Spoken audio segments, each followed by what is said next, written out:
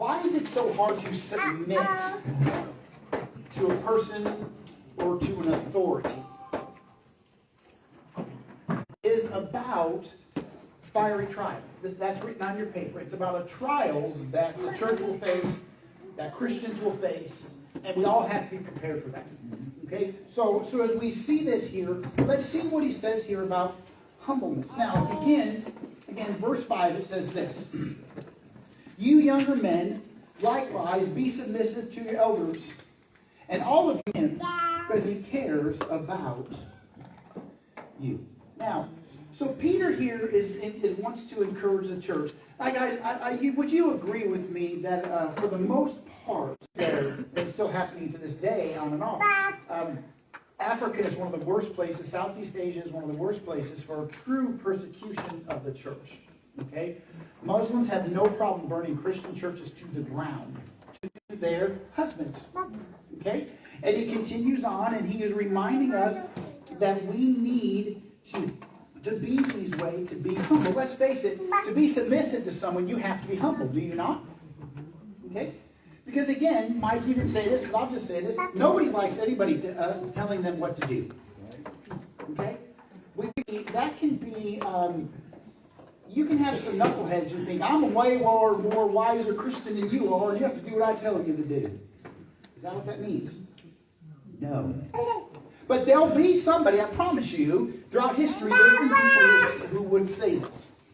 So when we look at this and we see this, we have to remember that just because someone's older doesn't mean that they are not. That doesn't mean that they're mature. His brothers didn't want to have anything to do with him going around and trying to.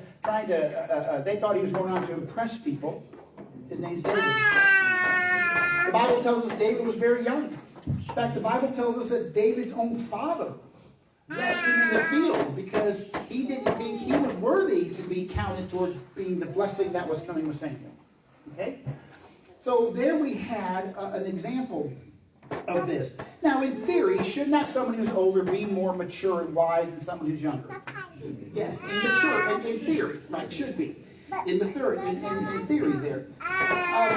So one of the things that you run into when you get older is you get stubborn. Okay. Maybe I'll rephrase that. We get set in our ways. All right. And when we get set in our ways, it can be difficult to get out of those ways. Am I right? Okay? Another way to put it is we get stuck in a rut that we think is really nice, and we don't want to get out of it. And the moment that somebody challenges us to get out of that rut, boy, that really can set us off. That can really make us uncomfortable because, and especially if they're younger than we are. Okay? They haven't been in this church long enough to be able to be part of any type of leadership until I say so. I've never heard somebody say that, but guys, it can happen, right?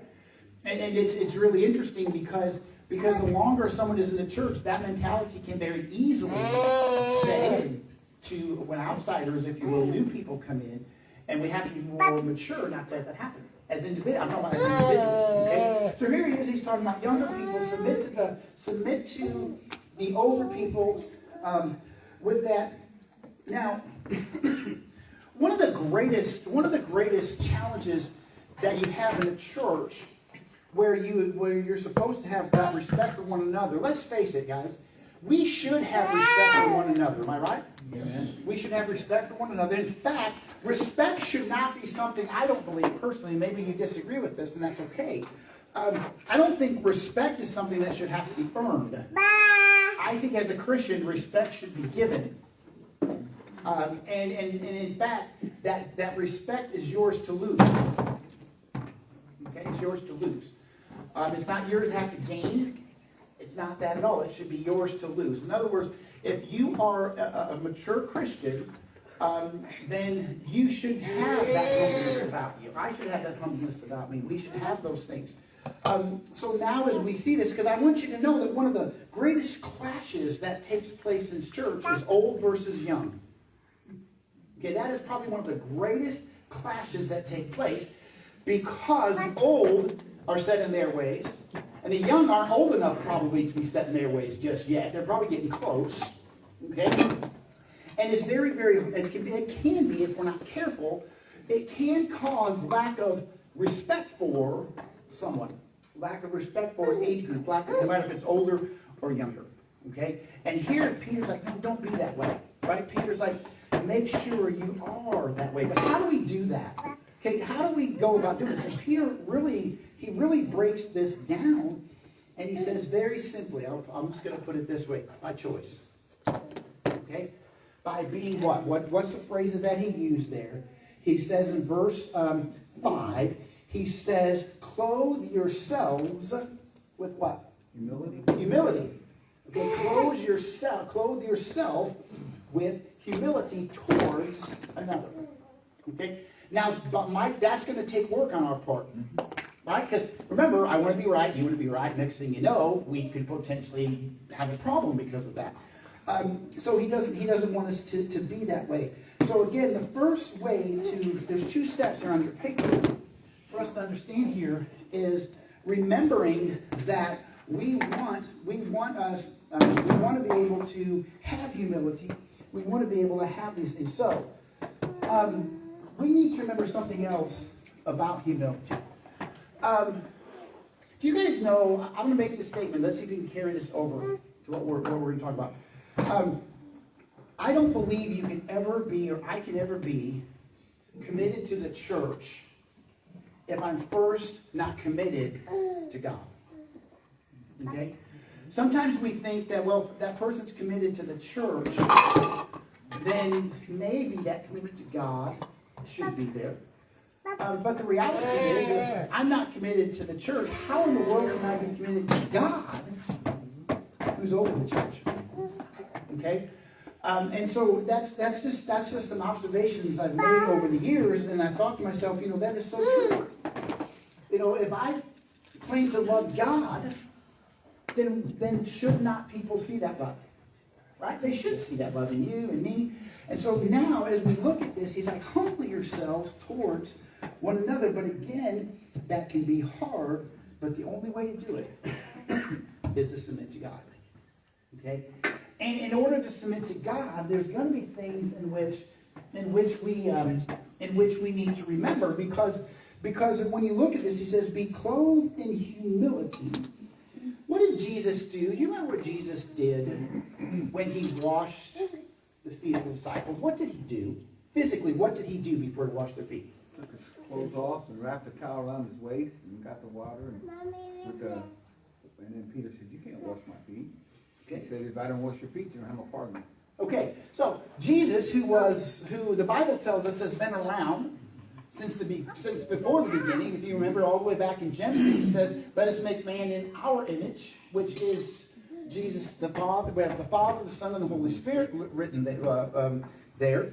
And so now we have the Creator of the universe, the Son of God, removed from his throne because he came to earth, had more power in his fingertips than I'll ever have my whole entire life. And what did he say? He took off and he washed their feet to be humble. Okay? So as we see this here with Peter, make sure we understand if we're going to be clothed with humility to be able to serve one another, we have to make sure that our humility starts with our relationship with God. Guys, it's amazing. I can't even imagine. They say that in America, that religion is growing in America. I don't know if you guys have heard that or not. Okay? But I want to emphasize this. Religion is not the same thing as a relationship with the living God. Okay? It's very important to remember this. It is not. There are more religions probably now than ever before in your whole entire life. Okay?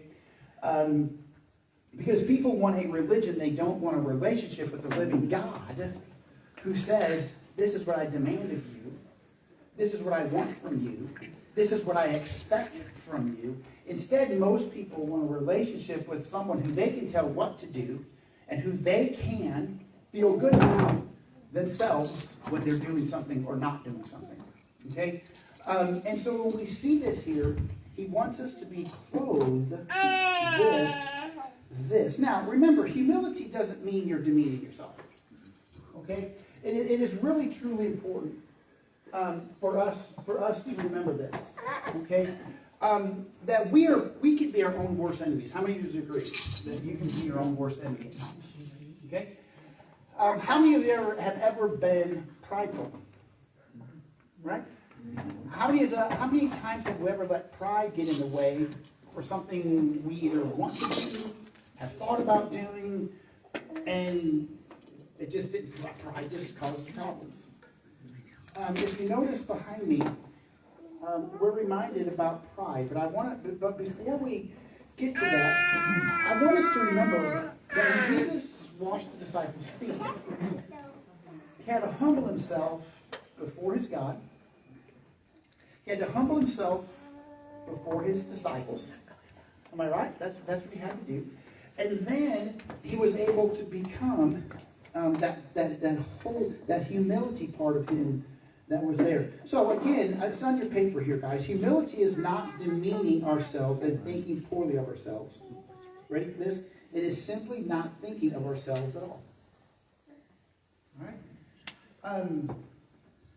I think moms are this way, I think, more than dads usually. And that is that moms, have a tendency to think of their kids more than they do themselves. Okay? They do. And most of the time, if you're sitting at home, guys, think about this for a moment. When a child's hungry, who usually gives them their food? Gives them food. Mom goes off their plate. Seriously. Okay?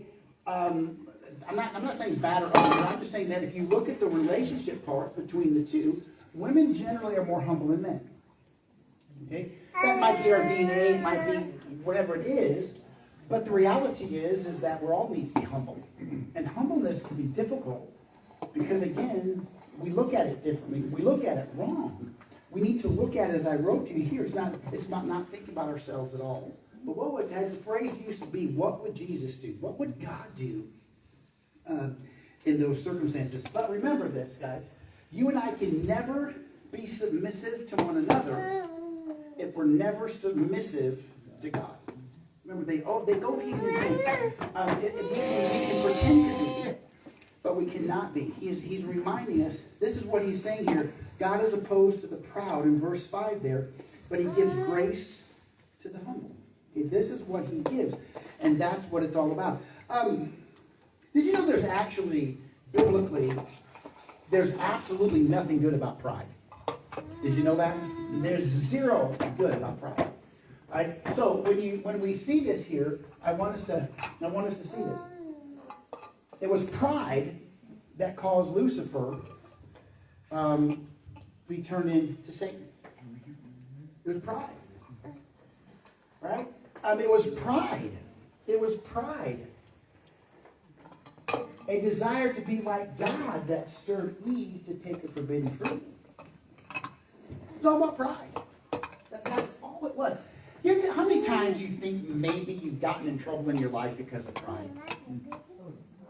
Probably more than we either have paid attention to or want to admit. Okay? But here's Adam and Eve. They had these things. In fact, if you would, take your Bibles. Let's go for just a moment here. Let's go to 1 John chapter 2. All right? Let's see something here. It's 1 John chapter 2, verse 16. Let's listen to what it says. Okay? And again, this is talking about the love of the world that John is writing about here to us. And he wants us to see this. So here's what it says. First of all, I'm going to back up, I guess, and put this into context. Let's go to verse 15. He says, do not love the world, nor the things in the world. If anyone loves the world, the love of the Father is not in him. Now, here's what he's going to clarify this, and he's going to add on to this, and he's going to say these words. For all that is in the world, the lust of the flesh, and the lust of the eyes, and the boastful pride of life is not from the Father, but is from the world. Right? So one of the things here that John writes to us and is reminding us that pride is evidence of our worldliness. Okay? It is evidence of worldliness. This is what we need to remember. I mean, let's face it. When someone goes to church, when someone might be looking for a church, or someone has not really been to church ever in their life, they'll go to church, and what is one of the things they expect the church to be like? Loving. Loving. Okay? What else? What is it that someone who's looking for a church, someone who has never been to church for, one of the things that what do you think one of the things they're not looking for in a church? We never thought about that one, have we? Yeah. They're not looking for a church to be like the world. Okay? They're not. Because the world and the church do not clash with one another. They're supposed to, anyway, right? So truthfully, most people, when they're looking for a church, even though many churches are just like the world. Did you know that? Doctrines like the world, teaching's just like the world. And the moment someone actually tries to teach what the Word says, it offends a lot of people, just like Jesus Christ said it would, right? And so when people look at a church, I'm telling you guys, that they look for multiple things. But one of the things they're really looking for is to make sure that you are what you say that you are. Okay? Because that's important to people. Because you know what? If you're going to be just like my Monday through Friday job, I don't need you. I don't need the church. I don't have nothing to do with the church because I get nothing from it. Okay? I can get the language. I can get the backbiting. I can get all this stuff at work in the world. I don't want it in the church. Okay? So here we got to see this again. That pride of life is just proof of worldliness in your life, in my life, in the life of the church if we're not careful. Again, Peter's like, watch out, because remember, what's coming? He said, persecution's coming. Right? Persecution's coming, church. Be ready for it. Right? Be truly ready for it. Now, on your paper here, okay? This is on the screen. It's also on your paper. Anything that's on the screen, remember, is on your paper. That submission is an act of faith. All right? So it truly is an act of faith. If Jesus Christ says he's going to come back, he's going to come back. Oh, yeah. How do you know that? Because he said so. Okay. So he said so. Guys, remember in Sunday school class this morning, those of you in my class, remember, we must take the Word of God at face value that God said it, and God is going to fulfill it. God is going to do it, right? And so here we see this, and it's important that if God says he's going to come back, he's going to come back. Again, on your paper here, when we're trusting God to direct our lives, the only way he can direct, this is the bottom on page 65, the only way that he can direct our lives is if we let him. And the only thing that's going to stop you or I from allowing God to do that is our pride. Okay? Is our pride. Because we have to be faithful to it. Now let's put this kind of a long quote here on the screen from your paper, but I want to read this to you. Okay? A person who is truly yielded to God and he wants to serve his fellow Christians will not even think of taking advantage of someone else, saved or unsaved. Remember, Mike, I can get that at work Monday through Friday. Right? Okay? I don't need it in the church. Right? I don't need it in the church. And so as Christians, you or I should never do something simply so that we can try to take advantage of someone or hope for something in return. Okay? Because that, again, that's what Monday through Friday the world teaches us. What the world does, that's not what the church is supposed to do. Okay? So again, that is something that it's all about. We need to remember, though, that in our life. Now, as we think about these things, there's some key things that we need to remember. Now, if you go back to 1 Peter, okay, and Peter again is reminding us this humility towards God, because God's opposed to all pride. God is opposed to the world's pride. And then he reminds us, he says, therefore humble yourselves under the mighty hand of God. Now why is that difficult? And it can be difficult. Why would it be difficult, do you think? Because guys, it slaps in the face of our nature. Our nature is what? Sinful. Right? It's sinful. The Bible tells us that for all have sinned, which means we've all sinned. As a Christian, I'm still a sinner. I'm a forgiven one. I hope I don't live my life continually to sin. And so here, he is reminding this, and reminding you, and reminding me that we have to remind ourselves that God's the one that needs to direct our life. Okay? Not you, not me. God needs to direct our life. So look at verse 6 again, where he says in there, at the end of verse 6, he says, so that he may exalt you at the proper time. Okay. If you went to college, you probably went to college to learn some sort of a trade. And I say trade, I don't mean like something. It could be school teacher, it can be an astronaut, physicist, right? It can be any of those things. If you're a physicist, man, more power to you. Whew. Okay? I just remember physics when I was a junior in high school. I said, that's it for me. Okay? But I'm sharing this with you because I want you to see something here. You go to school, again, trade school is probably one of the best. The trade school, in fact, doesn't get enough love. Okay? Hands-on experience is huge. I'll get off my soapbox now, okay? But the reality is here is that you went to school to learn something in proper time.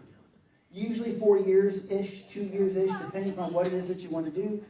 And then when that proper time was done, you graduated. College graduation is taking place right now all over the place. Okay, and the goal is for those who graduate in the proper time is to go find a job. Okay, so now when we see this here, we need to understand in our proper time. Now, when we lived in Alaska, your kids could get a driver's license, I believe, at 14 years old. All of you are going, holy cow, that's nuts. Yes, it's nuts. And thank goodness that didn't happen for us. Okay?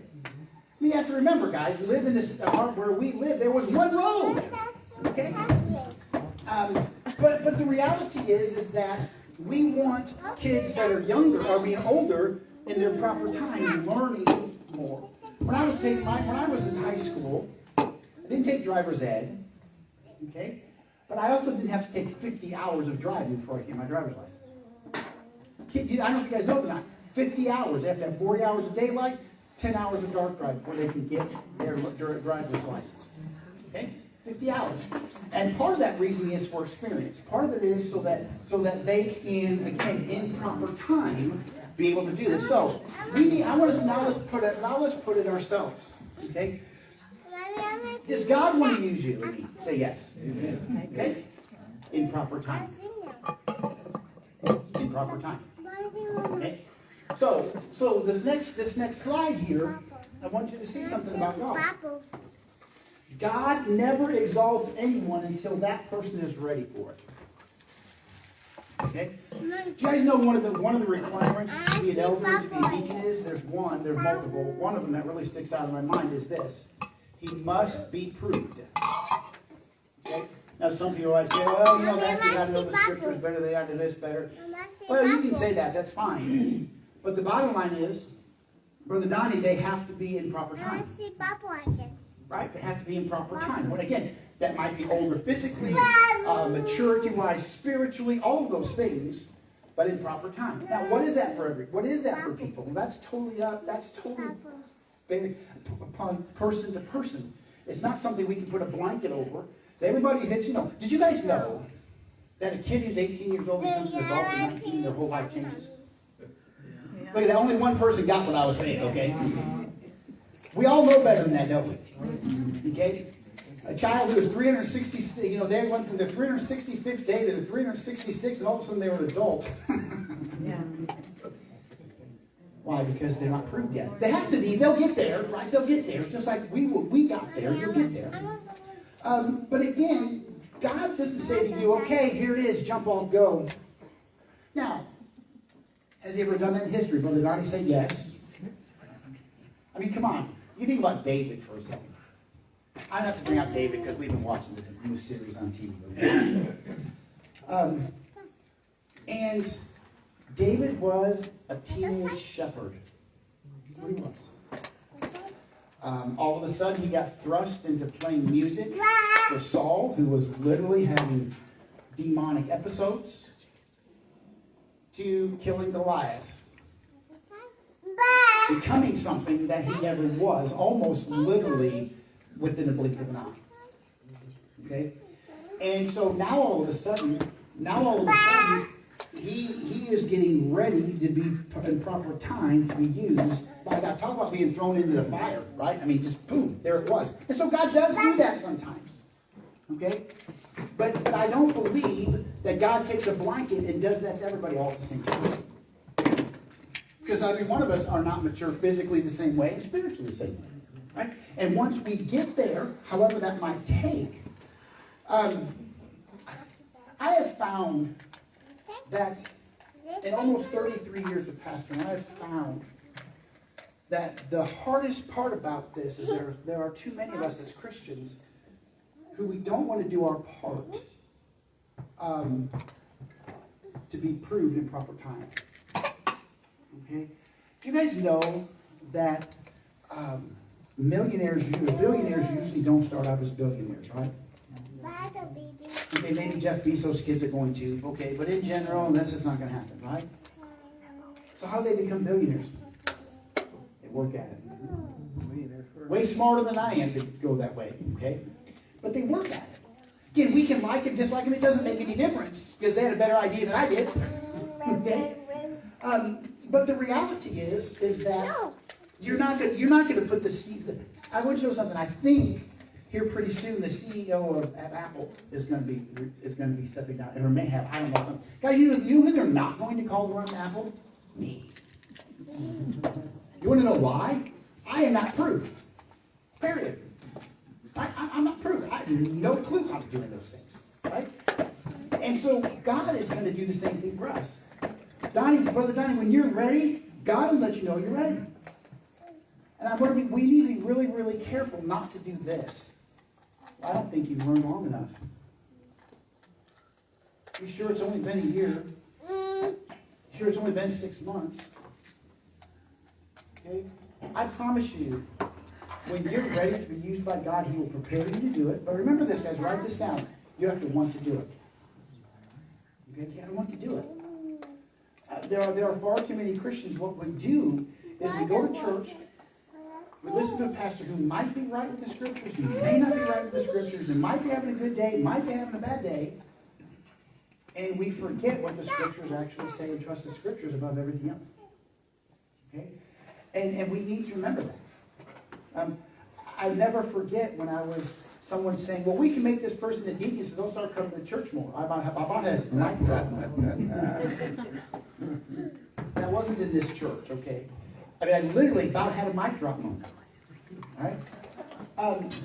But remember, guys, if you're ready to be used by God, who's going to tell you that? How's he going to tell you that? Right? And write this down, however He wants to. Okay? Does God change? So if God doesn't change, how did He speak to people in the past? Prayer to prophets and to visions. So, that's the case, then God can still speak to us through prayer. God can still speak to us through circumstances. God can still speak to us through His Word. And God literally can audibly speak to us. Okay? Because if you say that God doesn't change, how did He speak to people in the Old Testament? He did that, did He not? So please don't look at me like I'm crazy, okay? I mean, I am, but just ignore it for a little while. Okay? Himself shall be abased, and he that humbleth himself shall be exalted. What did Jesus say about the first and the last verse? The first shall be last, and the last shall be first. What was that all about? I think it has to do with being a Christian, how long you've been a Christian. Just because you've been a Christian your whole life, or you just became a Christian. That's what I think it means. Okay. What else? Let's go back. It doesn't matter how long it was. It doesn't matter if your last breath was that. See, sometimes the Pharisees and others struggle with that idea. How come they should have a better place? Guys, there is no better place in heaven. Do you want to know how I know? Because we're all going to get to see Jesus. That's pretty good. Wouldn't you agree? I agree. Okay? All right. So now he's going through this, but I want us to see good at making life miserable. Okay? So they're horrible people. That's what I'll go with. Okay? Not all of them, but those in charge that we had. And so here we have these things. One of the things that we, when you guys took a job, 3. How many days a week do I have to work and what are the hours? Okay? 4. What are the benefits? Do I get health insurance? Do I get a 401k? Do I get percentages off if it's at work where it might be? And most people will walk through that and think through those. Maybe a couple other things you may have thought about with that. Now, when we look at God, there's a lot of benefits to having God in our life besides just being our Lord and Savior. Okay? Now, we should never look at our relationship with God through Jesus Christ as, look at the benefits I get. Okay? However, the first benefit I get, because I'm going to stick with that word, okay, is I get salvation. Right? As a Christian, I get salvation. You can't take it from me. I can't take your salvation away from you, because I got it as a gift. Brother Donnie, it was a gift given to me by Jesus Christ when he died on the cross, right? And I accepted him. Okay? So then, let's talk about his benefits then that we, sometimes I think, we need to grab a hold of a little bit better. Okay? So, let's look at this. Again, this is on your paper here. All right? I'll read verse 7 to us first. He says, having cast all your anxiety on him. I highlighted that. My Bible, that is highlighted. Okay? Because he cares for you. So, I put my anxiety. Peter says, I put my anxiety. You should put your anxiety on him because he cares for you. All right? That's what he said. So, he cares for you. Some people might say, well, it doesn't appear sometimes that he cares for me.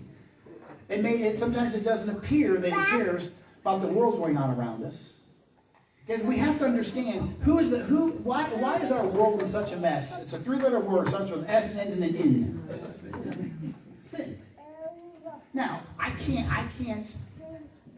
can't say why does God let certain things happen and certain other things not happen? Because I'm not God. I wish there was no wars. How about you? I wish there was no famine. How about you? But every one of those is caused by what? Sin. Greed. You guys, pride, exactly. You guys realize, and I don't know if this is true, I'm just going by what I saw and heard. They said that if the Strait of Hormuz isn't opened up soon, now mind you, I'm not interested in a position on this. I'm just telling you what can potentially happen. And that is simply this, that we could face, Liana did that, it was fake, right? That they say that by the Strait of Hormuz, if it is not opened up soon, it could be the equivalent of 8 years lost traveling through the Suez Canal. Okay? 8 years. Now, let's carry that over for a moment. That means famine will start happening. Our gas prices are nothing yet. Okay? Food prices will go up. Everything else will go up. We can blame who we want to. I don't care. Blame who we want to. It doesn't matter. Bottom line is our world is such a mess because what it is because of sin. All right? Sin cannot be held in check. Sin gets to run wild until Jesus Christ returns. That's just how it works. Do I like the idea? Nope. I hate the idea. All right? So we can look at world and we can blame this person or blame that person. But the reality is that for all have sinned and fall short of the glory of God. Period. You guys remember this. Just because somebody claims to be something, that doesn't mean they are. Just because somebody quotes a Bible verse doesn't make them a Christian. Just because somebody has a Bible sitting on their desk doesn't make them a Christian. There are far too many people who look at some of our government people and say they have to be Christians, and they don't show up by their actions. Just to be honest with you, they don't. Okay? Most people play a religious game, a prideful game, and all of a sudden we're in trouble because of it. And we have to go back to as Christians, who are we responsible for? Who? We're responsible for our relationship with the living God. That's where it starts. You're responsible for yours, I'm responsible for mine, and then we can go from there. When it comes to, again, like we talked here from 1 Peter, teaching in the church, following in the church, and so forth. But the reality is, guys, there are more Christians not in church today than claim to be professing Christians. Okay? So, since that is the case, who's doing them harm? Is it the church or is it themselves? Ourselves. Absolutely it is. Anytime you or I choose to want to defy God, which means we don't want to, I mean, people might say, well, defying God doesn't mean shaking our fist at him. Well, it can, but really defying God means I'm not going to follow you. I'm not going to trust you. I'm not going to do what you want me to do. Okay? So now we have Peter, and he's saying, God cares about you. Doesn't, some people say, well, it sure doesn't feel like it. You see, the thing is that pride also will do this. Pride will make us believe we're the center of the universe. I don't know if you guys know that or not, but it will. It'll make us like we're the center of the universe. And that everything revolves around us. Guys, you can see it in society. And I will tell you this, 33 years of pastoring, I see it in the church more than we're often willing to admit. Okay? Do you guys know that most of the time we fight in church, what we fight over? Selfish, prideful stuff that has zero to do with the scriptures. Not all the time, but generally zero to do with scripture. And then all of a sudden, we're in trouble because we forget that. And then when somebody points it out, be that a pastor, a deacon, a friend, a Sunday school teacher, whoever it might be, like, how dare they? Mike, how dare you say I have to follow the Bible? How dare you? Right? Now, people laugh at that, but I'm telling you guys, that the church is, you've heard me say the church is its own worst enemy. Over and over again. But Peter's like, hey, pay attention because God cares about you. Guys, don't let somebody convince you God doesn't care about you. Don't let somebody convince you because this world is a mess. Oh, and by the way, write this down. It's always been a mess. Just so you know, I don't know if you guys know that or not, but it's always been a mess. It's always been a mess since about the third chapter of Genesis. Okay? And so since it's always been a mess because of sin, the only way around that is we have to give everything to Jesus. Okay? If you notice there, he says anxiety. You ever have anxiety? They say that 25% of Americans now need mental help. I'm serious. 25. Let's do the math for a moment. That's like 75 million people. 33% would be about 100 million. Okay? Let that sink in for a moment. 25%. Guys, we have 7 and 8-year-olds going to therapy. Think about that for a moment. I found out my mom and dad were horrible people because they made me work out my differences without having to go to therapy. And then my mom and dad spanked me when I needed to be spanked. How dare they? No, thank you. Thank you. Guys, anxiety is huge. And I'm not making fun of people. I'm not doing that. I'm telling you it's huge. And part of the problem is because we don't give it over to the right person. That's right. It's that simple. I understand there are people who legitimately have physical ailments. I do. I understand that. And I respect that. But when we think that medication is all that's going to fix the anxiety of our society, it's no wonder we're just going like this. That's all we want. That's all we do. I'll just go to the doctor. Guys, you've heard me say this before, guys. Please, someone explain to me why Lilly has to run a drug commercial. There should be no drug commercials on the airwaves. None, zero whatsoever. If you have to go to your doctor, please listen. If you have to go to your doctor, and you have to walk to your doctor and say, hey, I saw this medicine on TV, and he goes, never heard of it before. Leave your doctor. They already should know what's out there. They should already know what's there. Okay? Just a little sidetrack there, okay? But I want us to see this. Guys, too many times we think that we just want to give God the big stuff and hold on to the little stuff. Okay? It's kind of like somebody saying, well, it was just a little white lie. It's not that big of a deal. Oh, wait a minute, but it was still a lie. Right? It was still a lie. We just want to justify by saying it wasn't a big one. It was just a little one. Okay? So what we want to do is hold on to those little things because we think they're not that big of a deal for us to manage, if you will. And instead, they tear us down. And they drag us down. And they drag us down. And God says, I'm right here. You know what else he said? He said, take my yoke upon you, and my burden is what? Light. Okay? So Peter is doing this. So let's, if you're on the second page here, let's go down to that last full paragraph. Okay? So how does God show you and I his love? How does God show you and I his care for us? And that he cares for us. And that especially when we give him those cares. Okay, now remember this, you guys. You and I cannot get the cares taken away from us by God until we're willing to give them to God. There's some sick part of us that wants to hold on to those things thinking we can figure it out. Okay, and we can't. We cannot. You ever rattle your brain, I can figure this out, I can figure this out. Like 3 days later, you're still going, I can figure this out, I can figure this out. And you haven't figured it out. Right? So here's what I want to point this out to you. There are 4 different ministries that God performs on our behalf. Okay, this is written on your paper. Number 1, he gives us courage to face our cares honestly and not run away. I want you to notice the first part of that.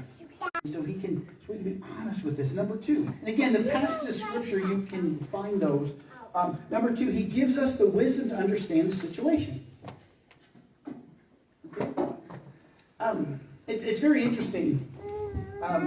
When you really study some of the Old Testament, when you really study Proverbs, you really study Psalms. Did you guys know there's 2 types of poor people in the world? Okay, you ready for this? There's those who choose to be, and those who don't want to be but are. And we're not supposed to help the ones that choose to be. It's very clear. He who does not work does not eat. But you guys as churches, if we're not careful, we'll just feed that fire. And you always have some bleeding heart that'll go, but we got to help them. And they walk out going, I ain't working. A lot of times it's just swallowing our pride. We got to go like this. And sometimes it gets stuck, about right here. All right? Okay, so third, okay, he gives us the strength to do what we must do. Okay? Remember what I underlined, must do. Not think about, want to do, must do. Did Jesus Christ die on the cross? Yes. Did Jesus Christ get buried for 3 days? Yes. Did Jesus Christ rise again on the 3rd day? Yes. Okay. All right. So, and the whole time he told his disciples that was what's going to happen, did he not? That's what's going to happen. Okay? And did some of those disciples trust that? No. Some guy named Thomas doubted it. Remember him? Some guy named Peter's like, I'll never deny you. But don't worry, they both got right with God. Okay? they both did. Now, as we look this and then we close through this, guys, I just want you to know something. Some people give the answer. I gave you what you were looking for, and you had your head buried in the sand and you missed it. Okay? So let's be careful there. Let's make sure we know. Number 2, it's important that we let him work in us as well as work for us, so that we will be prepared when the answer comes. We have to be prepared for it. Remember, if you want to become a school teacher, you got to go to school. Cast thy burden upon the Lord, and he shall sustain thee. All right? Okay, we're going to close there. I promise you guys we're getting close to being